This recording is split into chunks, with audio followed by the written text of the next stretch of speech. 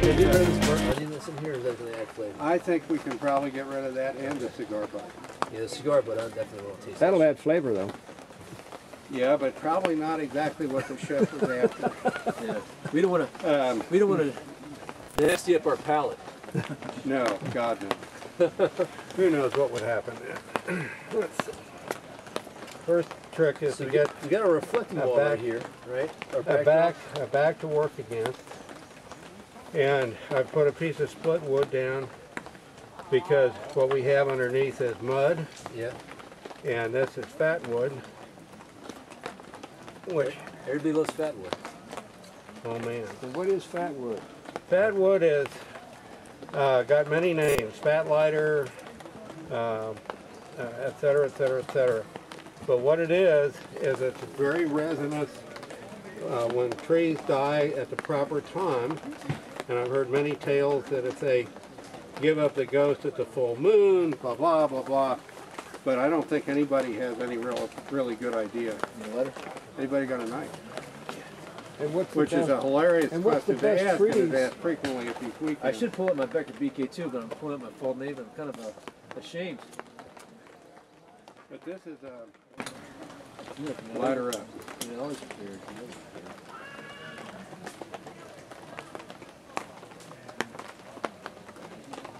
One of the things that is always important to remember is that fire likes to climb. And because it likes to climb, the closer to vertical your fuel is, the more likely it is that you will get a successful fire. Using fat lighter or rich pine or any one of its many other names is almost like using diesel fuel, as you will see in a minute.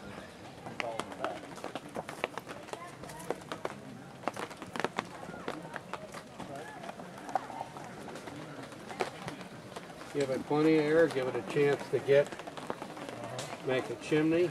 Yep. So what we have here is we have good oxygen flow.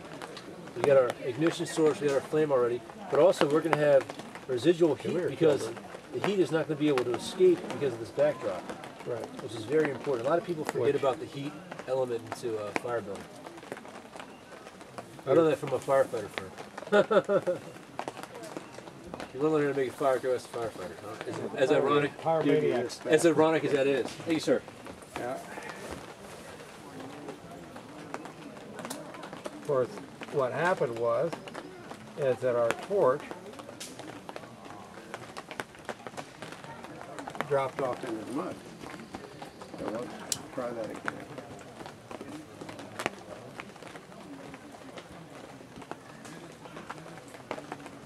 If you're using a match to start a fire and you're trying to get that one match fire, the trick is to split things down. Your initial kindling is no bigger than the matchstick.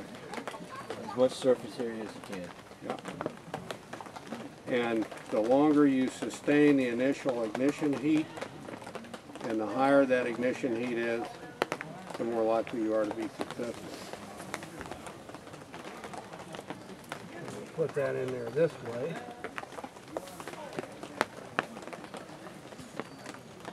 And pray for success. We need a little oxygen. Should be good. There we go. Okay. No, not yet. Not yet.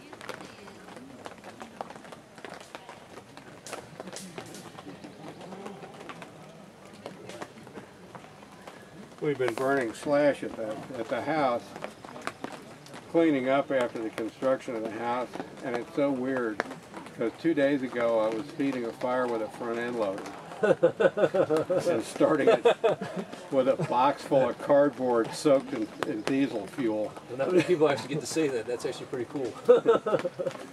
Marinate for a little bit. Yep, it's going. Going well now.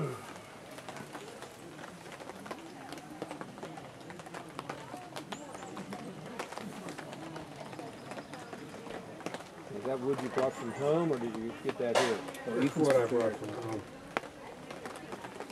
Helps the flavor. There you go. Tennessee flavor. That's right. All right, guys. Well, one of the things I've been doing at home is splitting wood, and I'm thinking I split out a bunch of this small kindling for next winter, and had it sitting there. I'm loading up the trailer, and I said, I can either have fun at PWYP, or I can sit there and break and chop kindling, you know, baton kindling all day long. So. All right, guys. So we'll be right back, and hopefully we'll have the grill set up. So stay tuned. It's about 5 minutes into it. Yeah. To burn. Is low of 35. Awesome. I didn't even bring a jacket. Well, You then might wanna you'll be the guy shivering himself to warm. Hey guys, we got about a 5-minute burn on this right now. Ethan's a little setup right now, and as you can see, it is a raging. So, very effective and efficient firecraft here, Ethan. Thank you. Well, actually, a lot of what I learned there, I learned from my wife. And we had a lot of trouble. We had a lot of wet firewood, and she just started stacking it vertical, and it just burned down to nothing. We've thrown away our fire grate in the fireplace. And we just take 2 logs, preferably one a little smaller than the other, and stack it up in the back, and just build out at a steep an angle, and you don't have to do anything other than add wood occasionally. There's no So fooling. it's idiot proof, right? Because that would work for me. Yeah, Okay. that's All why right. I like it All right, myself. That's one thing off my checklist. All right, There idiot you proof go. fire. All right. Good. That's relatively important. Yeah, always. All right, so we give this a couple more minutes to burn, and we get some prep work to do then, right? Yeah, yeah. Okay. I'm hungry, so. And the prep work is remarkably simple. You've got to slaw. I like this self-feeding fire for cooking.